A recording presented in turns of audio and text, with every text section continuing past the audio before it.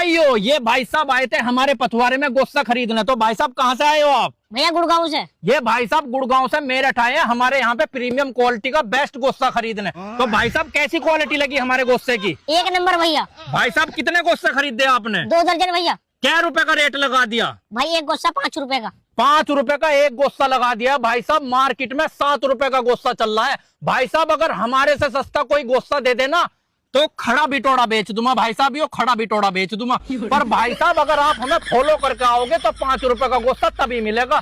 ये भाई साहब हमें फॉलो करके आए थे। भाई साहब कितने रुपए जमा कराए हैं आपने? भैया 20 रुपए। भाई ने 20 रुपए जमा करवा के बाकी 10 रुपए की किस्त हर महीने की बंधवा दी है। भाई साहब ऐसा ही है? हाँ भैया ऐसा ही है। जैसा वीडियो में बताया था क्वालिटी ऐसी है गोश्ते की? हाँ भैया बिल्कुल सही। कोई धोखाधड़ी तो नहीं है? नहीं भैया। अगर भाइयों आपको भी चाहिए प्रीमियम क्वालिटी का गोश्ता तो आ जाइए BRR पथवारा मेरठ।